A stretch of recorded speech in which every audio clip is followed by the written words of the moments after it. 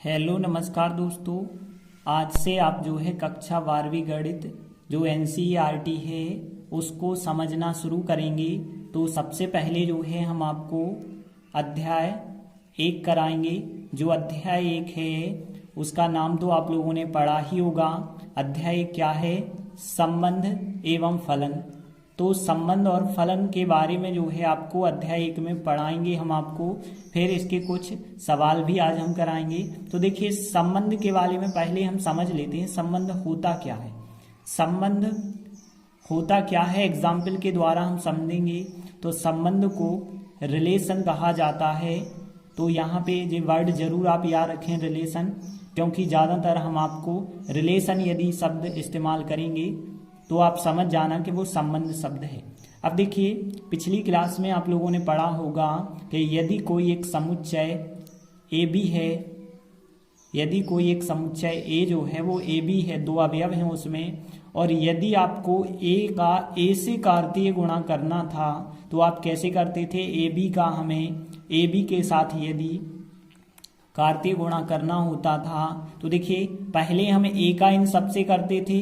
तो ए का ए के साथ होगा तो ए आएगा, ए का फिर बी के साथ होगा तो ए बी आएगा, फिर बी का हम ए के साथ करते हैं तो बी ए आएगा, फिर बी का हम बी के साथ करते हैं तो बी और बी आएगा।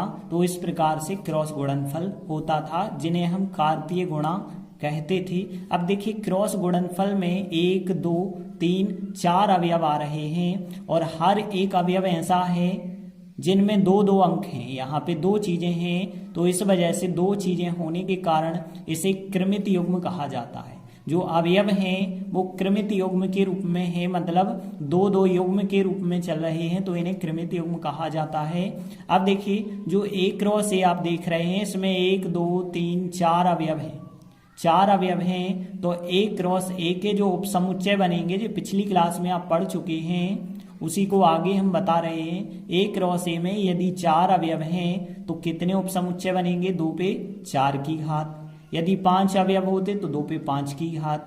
6 अवयव होते तो 2 पे 6 की घात। मतलब यहाँ इसके 16 उपसमुच्चय बनेंगे। और जितने भी इसके उपसमुच्चय बनेंगे, प्रत्येक उपसमुच्चय को हम, ध्यान देना, ए क्रॉस ए के प्रत्येक उपसमुच्चय को हम क्या कहते हैं? संबंध कहते हैं। तो संबंध की परिभाषा आपको समझ आ गई होगी कि ए क्रॉस ए का प्रत्येक उपसमुच्चय क्या कहलाता है? संबंध आर कहलाता है।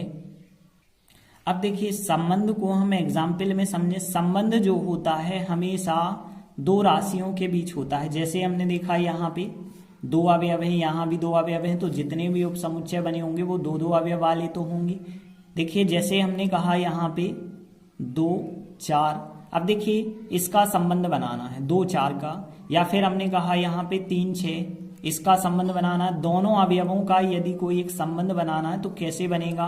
तो देखिए, लिखेंगे हम संबंध आर जो है वो 2 अवयवों के रूप में है, मतलब एक्स वाई के रूप में क्रमित युग्म है। जे एक्स हो गया, जे वाई हो गया, जे एक्स हो गया, जे वाई हो गया, ठीक है। और वो भी सच दैट का जे चिन्ह होता है अंग्रेजी में, लेकिन हिंदी में कहते हैं इस प्रकार की एक्स वाई युग्म के रूप में है। और वो भी इस प्रकार से है कि अब देखिए, यहाँ पे यदि हम देखें तो वाई का जो मान है वो एक्स के मान का दुगना है, ठीक है ना। यहाँ पे आप देख रहे हो कि जो y का मान है 4 वो 2 का दुगना है, 6 3 का दुगना है।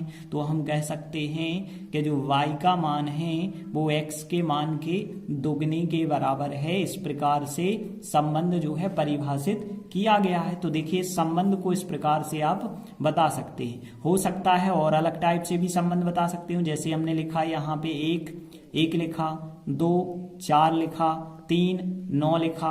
तो देखिए, इन सबको यदि हम संबंध के रूप में बताते हैं तो कैसे बताएंगे? यहाँ पे हम लिखेंगे कि एक संबंध आर है और वो भी एक्स वाई के रूप में है। एक्स वाई क्यों कहेंगे? क्योंकि 2 अवयव हैं, यहाँ भी 2 अवयव हैं। अब हम कहेंगे कि जो दूसरी संख्या वाई है वो पहली संख्या के वर्ग के बराबर है।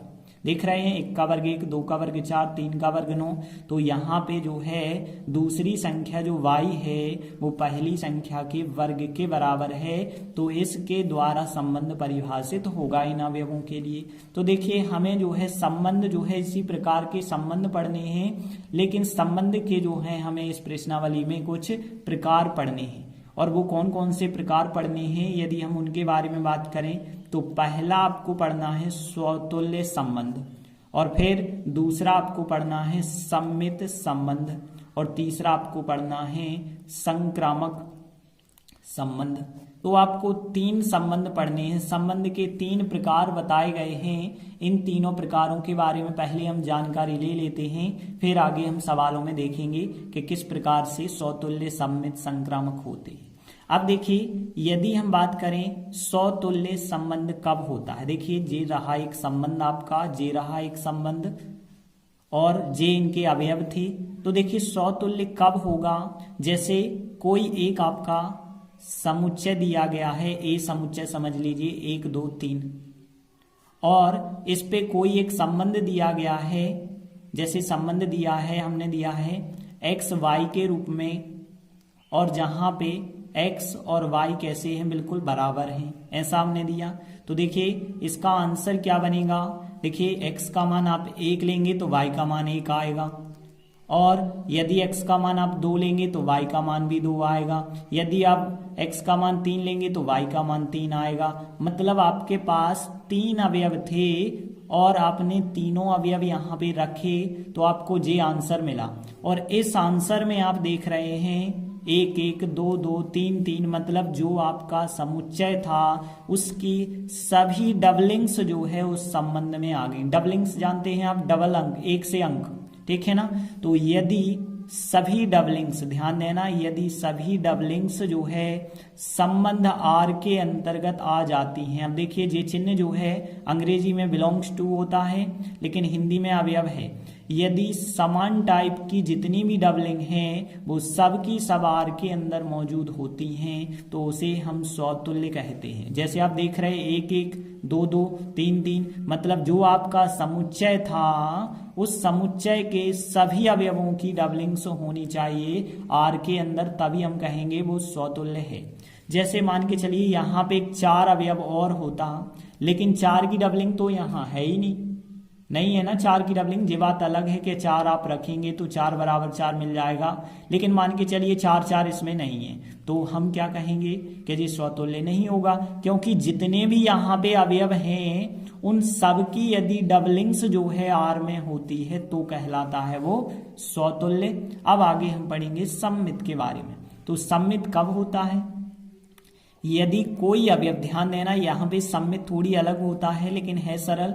यदि कोई अवयव, यदि आप देखें आर से, ध्यान देना आर से कोई अवयव हमने लिया, जैसे मान के चलिए आर बराबर आपका कोई संबंध चल रहा होगा जिसमें आपका 1 1 चल रहा है, 1 2 चल रहा है, 1 3 चल रहा है, फिर 2 1 चल रहा है, 2 3 चल रहा है, और फिर यहाँ पे 2 1 हो गया, 2 2 भी आप लिख सकते हैं, 2 2 हमने नहीं लिखा था, फिर 3 1 हो गया, 3 2 हो गया, 3 3 हो गया। तो समझ लीजिए इस प्रकार से यदि कोई आपका संबंध था। तो अब देखिए हम सम्मित के बारे में बता रहे थे। यदि हमने एक अवयव ए बी लिया है और वो ए बी अवयव आर से लिया है, अब ए बी अवयव जे भी हो सकता है, जे भी हो सकता है, इनमें से कोई भी अवयव आपका ए बी हो सकता है, ठीक है। यदि ए बी आर में लिया है तो आप चेक करेंगे क्या उसको पलटने पर जो बी ए बन रहा है वो भी आर में है या नहीं है। जैसे हमने समझना, जैसे हमने 2 3 को चुना और वो 2 3 था आर में, अब हमने इसे पलट के चेक किया कि 3 2 आर में आता है कि नहीं आता है, तो 3 2 बिल्कुल आर में आ रहा है। अब जैसे हमने 1 3 चुना होता, 1 3 आर में है, तो 1 3 का जो अपोजिट है 3 1 वो भी आर में है क्या, जे भी बिल्कुल आ रहा है।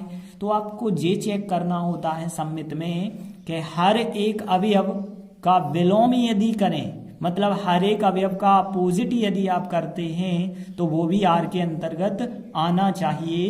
इसे ही हम क्या कहते हैं, सममित कहते हैं। तो सममित आपको समझ आ गया कि आर में जितने भी अवयव दिखाई दे रहे हैं उन सबके अपोजिट भी यदि दिखाई देते हैं तो वो सममित कहलाता है।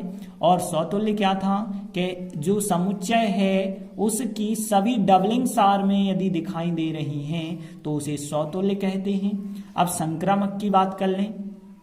संक्रामक कब होता है, ध्यान देना, यदि आपने दो क्रमित युग्म, ध्यान देना, ए बी और बी सी दो क्रमित युग्म यदि आर से लिए हैं, ध्यान देना इस बात को कि यदि हम इस आर से दो क्रमित युग्म सिलेक्ट करें जो ए बी और बी सी प्रकार के हों। अब ए बी और बी सी प्रकार का मतलब क्या है कि जिनके जे अवयव समान हो। देखिए इसका दूसरा अवयव समान हो, इसका पहला अवयव समान हो। जैसे हमने 1 2 और 2 3 सेलेक्ट किया तो इनके 2 और 2 तो समान है बिल्कुल।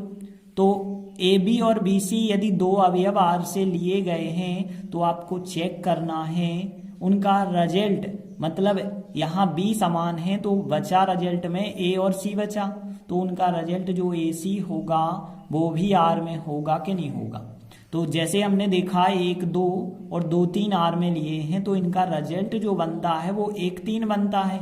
अब हम चेक करेंगे कि 1 3 आर में आ रहा है कि नहीं आ रहा है। तो देखिए 1 2 आर में आ रहा था, 2 3 भी आर में आ रहा था, दो अवयव ऐसे थे जो आर में आ रहे थे। अब उनका रिजल्ट हमने 1 3 देखा, वो भी तो आर में आ रहा है ना। यदि ऐसा हो जाता है तो उसे हम संक्रामक कहते हैं। तो संक्रामक के लिए कौन सी शर्त है कि यदि ए बी और बी सी दो अवयव ऐसे हैं जिनके बी समान हो, यदि जे आर में आते हैं तो इनका रिजल्ट जो ए सी होगा वो भी आर में आएगा, इसे हम संक्रामक कहते हैं। देखिए हमने अभी नियम समझे हैं, अब आगे जो है हम आपको सवाल बता रहे हैं, बिल्कुल आसान तरीके से आपको सवाल बताएंगे तो आपको हर एक चीज समझ में आ जाएगी।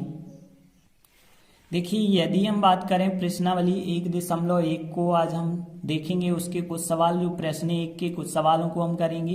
तो प्रश्न 1 में कहा गया है निर्धारित कीजिए कि क्या निम्नलिखित संबंधों में से प्रत्येक समतुल्य, सममित, संक्रामक है या नहीं है। तो देखिए हमें जो है चेक करके बताना है समतुल्य है या नहीं है, सममित है या नहीं है, संक्रामक है या नहीं है। तो देखिए पहले से एक आपको समुच्चय दिया गया है और संबंध आर जो है इस प्रकार से परिभाषित है कि 3x - y का मान 0 है। तो देखिए इस सवाल को कैसे हमें करना होगा व्यवस्थित तरीके से हम समझेंगे। पहले हमने लिखा हल। देखिए एक समुच्चय दिया गया है और उसमें एक संबंध आर इस प्रकार से दिया गया है। तो देखिए हमने क्या लिखा, एक समुच्चय दिया गया है हमें, 1 से 14 तक की उसमें संख्याएं हैं, उसमें बात हो रही है। देखिए एक संबंध आर है एक्स वाई के रूप में जहां पे 3x - y का मान 0 के बराबर होता है। तो हमें जो है इसमें चेक करके बताना है कि समतुल्य, सममित, संक्रामक है या नहीं है। तो देखिए यदि आपके पास एक समुच्चय है, चूंकि समुच्चय ज्यादा बड़ा नहीं है तो इस वजह से हम इसका रोस्टर फॉर्म निकाल सकते हैं कि इस आर में कौन कौन से अवयव होंगे। अब देखिए रोस्टर फॉर्म कैसे निकाला जाता है, पिछली क्लास में आप पढ़ चुके हैं। तो हमें रोस्टर फॉर्म निकालना होगा, मतलब हमें पता करना होगा कि इसके अंतर्गत कौन कौन से अवयव आएंगे इस संबंध के अंतर्गत। तो देखिए कैसे हमें पता चलेगा। सबसे पहली चीज आप देखिए हमारे पास 3x - y बराबर 0 है। इसे हम ऐसा लिख सकते हैं -y बराबर -3x, माइनस माइनस यदि आप काट देते हैं तो y बराबर 3x। जो y बराबर 3x लिखा, अब देखिए यहाँ x के मान हम रखेंगे और x के मान कहाँ से रखेंगे, जो समुच्चय दिया गया है उस समुच्चय से। तो x का मान यदि हम देखें तो x का मान 1 से लगा के 14 तक कुछ भी रखा जा सकता है। और y जो होगा, y भी आपको देखना है कि y जो है वो भी इसी समुच्चय के अंतर्गत होना चाहिए, मतलब y का मान भी 1 से 14 तक ही होना चाहिए, 14 से आगे आप नहीं ले सकते हैं। तो देखिए हमने रखा पहले 1, जब हम 1 रखेंगे, देखिए 3x - y बराबर 0 है, इसे सरल रूप में देखें तो y बराबर 3x है। यदि x का मान 1 रखते हैं तो y बराबर 3 और 1, 3 और 1 का गुणा करेंगे तो 3 आएगा। ठीक है, 1 रखा तो आंसर आया 3, तो एक अवयव मिला आपको 1 3। उसी प्रकार से 2 रखेंगे आप, देखिए 3 और 2 रखेंगे तो 3 दूनी 6 होगा। यदि हम देखें 3 रखते हैं, 3 रखेंगे तो यहाँ 3 त्रिका 9 हो जाएगा। और देखिए यदि हम 4 रखेंगे तो यहाँ 4 तिरी 12 हो जाएगा। और फिर देखिए यदि हम यहाँ पे 5 रखते हैं, ध्यान देना 4 रखा है तो 12 आया, 5 रखते हैं तो देखिए 5 रखेंगे तो y बराबर 3 और 5 रखेंगे तो कितना आंसर आएगा 15। देखिए 5 तो x का मान आप ले सकते थे क्योंकि 14 तक आपको लेना है तो x का मान 5 बिल्कुल लिया जा सकता था, लेकिन 15 जो आंसर आ रहा है वो आंसर y में नहीं मौजूद है क्योंकि y का मान भी 1 से 14 तक आपको लेना है। क्यों लेना है? क्योंकि एक आपको समुच्चय जो बताया गया है उसी के अंतर्गत x और y के मान होने चाहिए। तो इसमें हम 5, 15 नहीं ले सकते। अब यदि आप 6 रखेंगे तो और ज्यादा आएगा, 6 तिरी 18 आएगा तो 6 और 18 भी नहीं ले सकते। मतलब केवल हम इतने ही अवयव ले पाएंगे और आगे बाकी के अवयवों को हम नहीं ले सकते हैं। तो फिर हमारे संबंध आर में हमें पता चल गए कौन कौन से अवयव हैं। 1 3, 2 6, 3 9, 4 12 हैं। अब हम इनमें चेक करेंगे स्वतुल्य, सममित और संक्रामक। तो देखिए सबसे पहले हम इनमें स्वतुल्य को चेक करते हैं, स्वतुल्य है या नहीं है। तो देखिए स्वतुल्य को हम कैसे चेक करेंगे, तो ध्यान देना स्वतुल्य हमने बताया था जो आपका समुच्चय था 1 से 14 तक थे तो सभी अवयव की डबलिंग्स जो है इस आर के अंतर्गत होनी चाहिए थी। देखिए 1 की डबलिंग भी इसके अंतर्गत होनी चाहिए, 2 की भी होनी चाहिए, 3 की, 4 की, 5 की, मतलब जितने ए समुच्चय में अवयव दिख रहे हैं उनकी सभी की डबलिंग्स होनी चाहिए आर में, तभी आप उसे स्वतुल्य कहेंगे। तो यहाँ पे तो ये स्वतुल्य नहीं है, स्वतुल्य नहीं है तो आप बताएंगे क्यों नहीं है स्वतुल्य। क्योंकि यहाँ पे 1 1 की डबलिंग नहीं आ रही, 2 2 की नहीं आ रही, 3 3 की नहीं आ रही। तो कोई भी आप एक एग्जाम्पल दे दीजिए। तो यहाँ पे हम लिखेंगे कि यहाँ जो है आर में देखे ना, यहाँ पे हमने लिखा कि एक एक अवयव जो है वो आर के अंतर्गत नहीं आ रहा है, एक एक अवयव बिलोंग नहीं करता है आर में। अतः ठीक है, अतः जो आर संबंध है वो स्वतुल्य नहीं है। बात समझ आ गई ना, स्वतुल्य क्यों नहीं है? क्योंकि सभी डबलिंग्स जो है आर के अंतर्गत होनी चाहिए, एक भी डबलिंग ना बचे। तो यहाँ पे हमने 1 1 का एग्जाम्पल दिया, आप 2 2 का एग्जाम्पल दे सकते हैं, 3 3 का दे सकते हैं, स्वतुल्य किया। चलिए अब सम्मित पे आ जाते हैं। तो सम्मित में हम क्या करते थे, जितने आर के अंतर्गत अवयव दिखते हैं उन सब के अपोजिट भी दिखने चाहिए। तो देखिए 1 3 हमने देखा तो 1 3 का उल्टा 3 1 नहीं दिख रहा इसमें, 2 6 का उल्टा 6 2 नहीं दिख रहा, 3 9 का उल्टा 9 3 नहीं दिख रहा, 4 12 का उल्टा 12 4 ये भी तो नहीं दिख रहा। तो यहाँ पे हम बताएंगे यही बात कि यहाँ पे 1 3 अवयव जो है वो तो आर के अंतर्गत आता है, लेकिन यदि इसे पलट के देखा जाए तो 3 1 जो है वो आर के अंतर्गत नहीं आता है। अतः हम कहेंगे कि अतः जो संबंध आर है वो सम्मित नहीं है। बात समझ आ गई ना, सम्मित क्यों नहीं है? क्योंकि हर एक अवयव का अपोजिट, 1 3 की बात नहीं, हम 2 6 की बात भी यहाँ पे कर सकते थे, 3 9 की बात कर सकते थे, 4 12, तो किसी भी अवयव का आप एग्जाम्पल दे सकते थे। इसके बाद यदि हम बात करें तो यहाँ पे अब हम संक्रामक की बात कर लेते हैं। संक्रामक, तो संक्रामक है या नहीं है? तो पहले तो जो हमने संक्रामक के बारे में बताया वो क्या बताया था कि ए बी और बी सी यदि 2 अवयव आर में होते हैं तो पहले तो आप ऐसे 2 अवयव ढूंढें जिनके बी समान हो, फिर उनके रिजल्ट को चेक करें कि वो आर के अंतर्गत आता है या नहीं। तो देखिए सबसे पहले हमने यहाँ पे देखिए यहाँ 3 है और यहाँ 3 है, इसका दूसरा अवयव और इसका पहला अवयव बिल्कुल समान मिल रहा है, तो जे हो जाएगा ए बी, जे हो जाएगा बी सी। देखिए कोई भी अवयव आपको मिल सकते थे, यहाँ चूंकि इस सवाल में केवल आपको जे 2 अवयव ही मिल रहे हैं जिनमें भी समान है। तो देखिए यहाँ पे हमने लिखा कि यहाँ 1 3 आर के अंतर्गत आता है तथा 1 3 आर के अंतर्गत आ रहा है और 3 9 भी जो है आर के अंतर्गत आ रहा है। ये बात हमने लिखी कि ये दोनों अवयव आर के अंतर्गत आ रहे हैं, 1 3 और 3 9। लेकिन आप देखिए तो यहाँ पे इनके बी बिल्कुल समान थे कि नहीं थे, इसीलिए दोनों जो है आर के अंतर्गत आ भी रहे थे। अब इनका रिजल्ट जो बनेगा वो ए सी मतलब 1 9 बनेगा। लेकिन हमने लिखा कि लेकिन इनका जो रिजल्ट है वो 1-9 जो बन रहा है वो आर के अंतर्गत नहीं आ रहा है। जब नहीं आ रहा है तो अतः आर जो है संक्रामक नहीं है। तो इस प्रकार से जो है हमने चेक कर लिया कि स्वतुल्य है नहीं है, संक्रामक को चेक किया, सम्मित को चेक किया। तो हम फिर लास्ट में फाइनल आंसर लिख देंगे। क्या लिखेंगे? अतः आर ना तो स्वतुल्य है, ना सम्मित है और ना ही संक्रामक है। और बाकी के जो भी क्वेश्चन है प्रश्न 1 के वो हम आपको अगले वीडियो में उपलब्ध कराएंगे। धन्यवाद।